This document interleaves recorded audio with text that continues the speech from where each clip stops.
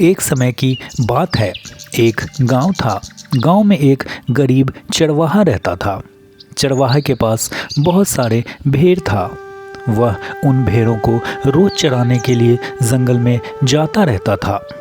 चरवाहा रोज सुबह अपने घर से भेड़ों को जंगल में लेकर चला जाता था और दिन भर भेड़ों को जंगल में चराते रहता था। शाम होते ही वह अपने घर आ जाता था।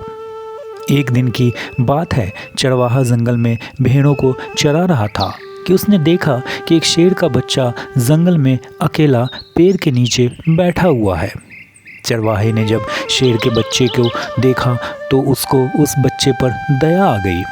उसने उस शेर के बच्चों को उठा लिया और अपने साथ घर ले आया। बच्चा बहुत छोटा था और ठीक से आंखें भी नहीं खोल पा रहा था। चरवाहे ने शेर के बच्चे को भेड़ के साथ ही रख दिया। धीरे धीरे शेर का बच्चा भेड़ों के साथ रहने लगा और धीरे धीरे शेर का बच्चा बड़ा होने लगा। लेकिन वो भेड़ों के जैसे ही हरकत करता रहता था।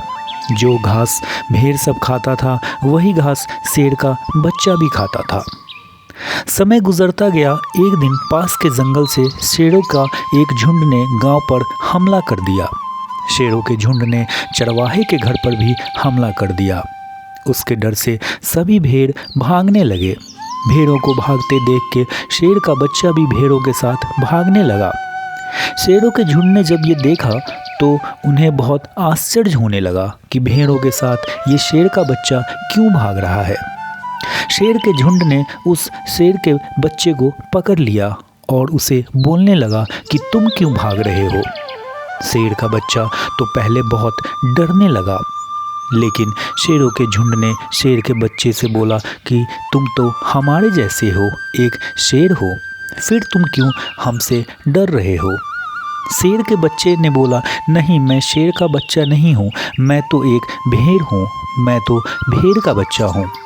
तभी शेरों ने उस शेर के बच्चे को पकड़ के नदी के पास लेके आए और शेर के बच्चे से बोला कि देखो, तुम्हारा पैर वैसा ही है जैसे हमारा है, तुम्हारा मुंह भी वैसा है जैसे हमारा है, तुम एक शेर का बच्चा हो, तुम हमारे जैसे हो, तुम भेड़ नहीं हो।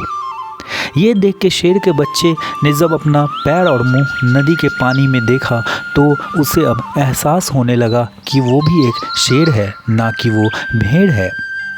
इसीलिए जीवन में खुद को कभी भी कमज़ोर नहीं समझना चाहिए।